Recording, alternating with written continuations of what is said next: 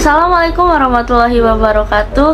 Halo, perkenalkan nama saya Warfatul Jana dengan NIM 0730021007. Di sini saya akan menjelaskan atau menguraikan suatu kegiatan penambangan dengan metode penambangan tambang terbuka dan tambang tertutup dengan mata kuliah sistem dan metode penambangan. Selamat menyaksikan. Dadah. PT Agincourt Resort atau PTAR adalah sebuah perusahaan pertambangan dengan basis di Indonesia yang bergerak di bidang eksplorasi, penambangan, dan pengolahan mineral batangan emas dan perak. Satu-satunya tempat operasinya adalah di tambang emas Martabe di Provinsi Sumatera Utara. Fungsi-fungsi perusahaan dikelola dari Jakarta. Luas wilayah tambang emas Martabe berdasarkan kontrak karya berlaku generasi ke-6 selama 30 tahun dengan pemerintah Indonesia, dan pada awal kontrak karya tahun 1997 luas wilayah 6.560 km persegi. Namun demikian, setelah beberapa kali pelepasan luas kontrak karya, saat ini perusahaan memiliki luasan penambangan seluas 130.252 hektar atau 1.303 km persegi.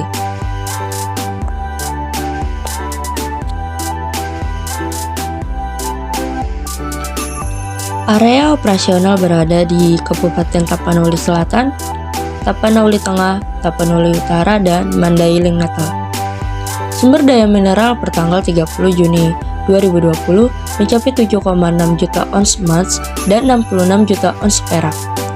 Produksi dimulai di Martabe tanggal 24 Juli 2012. Kapasitas operasi tambang emas Martabe melebihi 6 juta ton biji per tahun untuk menghasilkan lebih dari 300.000 ons emas dan 2-3 juta ons perak per tahun.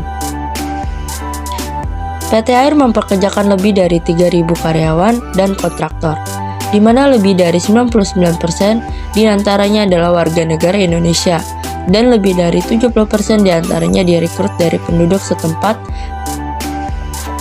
PTAR berkomitmen untuk menciptakan operasi yang aman dan efisien, meminimalisir dampak lingkungan, dan memastikan keberadaan kami memberi manfaat jangka panjang kepada seluruh pemangku kepentingan lokal. PT Agincourt Resort menerapkan sistem penambangan terbuka atau surface mining dengan metode open pit. Adapun pertimbangan metode yang dipilih dan digunakan oleh PT Agincourt Resort yaitu dengan membandingkan besarnya nilai tanah penutup yang harus digali dengan volume atau tonase cadangan yang dapat ditambang. Perbandingan ini dikenal dengan istilah stripping ratio, yang dimana apabila nilai perbandingan stripping ratio masih dalam batas-batas keuntungan, maka metode tambang terbuka dianggap masih ekonomis.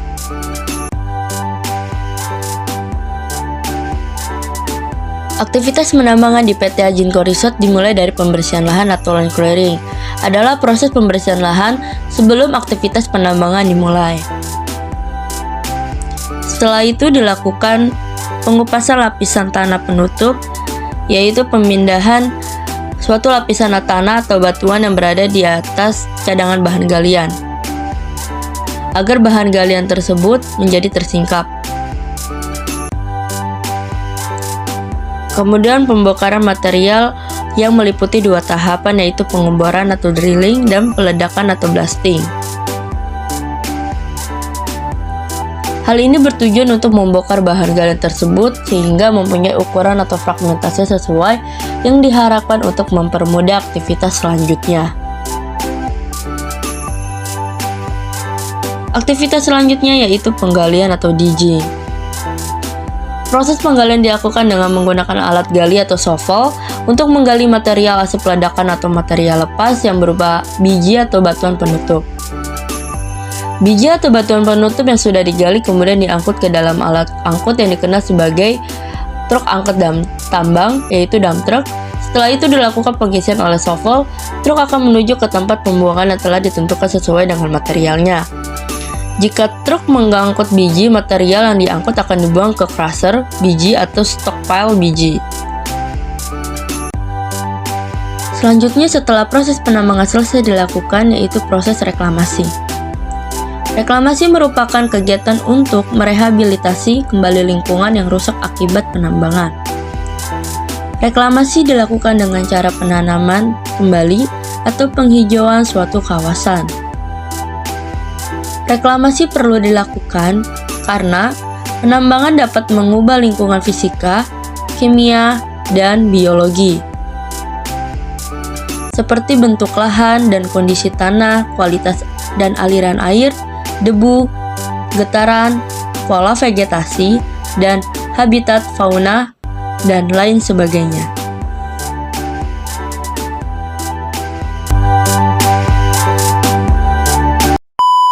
PT Nusa Halmahera Minerals mengoperasikan tambang emas Gosowo yang berlokasi di Kabupaten Halmahera Utara di Provinsi Maluku Utara.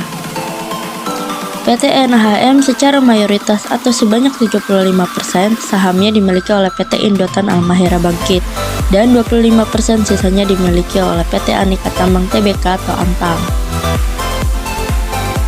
Sejarah PT NHM berawal di tahun 1994 ketika Newcrest Mining, sebuah perusahaan pertambangan dari Australia, dan Antam membentuk usaha bersama untuk menemukan kandungan emas di Pulau Halmahera di daerah Gosowo. Kemudian Newcrest dan Antam bersama-sama mendirikan PT Nusa Halmahera Mineral yang berlanjut dengan ditandatangani kontrak karya bersama pemerintah Indonesia pada tanggal 28 April 1997. Produk emas pertama dihasilkan dari tambang terbuka Gosowong di bulan Juli 1999. Di awal tahun 2020, PT Indotan Halmahera Bangkit yang dipimpin oleh H. Robert Nitiyudowaco mengambil alih mayoritas kepemilikan saham PT NHM dari Newcrest. Dengan manajemen baru bersama Indotan, PT NHM semakin menekankan komitmennya terhadap keselamatan, kesehatan kerja, pengolahan lingkungan, produktivitas yang optimal, serta kontribusi aktif terhadap peningkatan pemberdayaan masyarakat. PT NHM beroperasi di kontrakan kerja seluas sekitar 29.622 hektar, dan saat ini tambang emas Gosowong sedang aktif melakukan kegiatan penambangan bawah tanah di dua area, yaitu Kencana dan Toguraci. Tambang bawah tanah Kencana beroperasi mulai bulan Juni 2005. Rata-rata tonase material moven yang dicapai di tambang Kencana saat ini adalah sekitar 1.600 ton per harinya. Tambang ini menggunakan kombinasi metode penambangan bawah tanah overhand dan underhand cut and fill. Walaupun telah beroperasi lebih dari 15 tahun, tambang Kencana masih terus beraktif, produksi dan menjadi salah satu tulang punggung kinerja tambang emas Gosowong. Lebih dari 260 orang kru yang terdiri dari tim di tambang ini. Saat ini lebih 90% personel manajemen dan supervisor yang mengelola tambang bawah tanah Kencana merupakan putra-putri daerah yang berasal dari wilayah Maluku Utara. Tambang bawah tanah Toguraci mulai beroperasi sejak bulan Mei 2011 dengan menggunakan metode penambangan underhand cut and fill dan long hole stopping. Toguraci ini memiliki karakteristik unik yang tidak ditemui pada tambang-tambang bawah tanah di lokasi lain, yaitu adanya sumber air panas geotermal di dalam tambang yang dapat mencapai suhu hingga 80 derajat Celcius. Hal ini tentunya memberikan tantangan tersendiri bagi kegiatan produksi yang dilaksanakan oleh para kru tambang bawah tanah Toguraci yang saat ini berjumlah lebih dari 290 orang.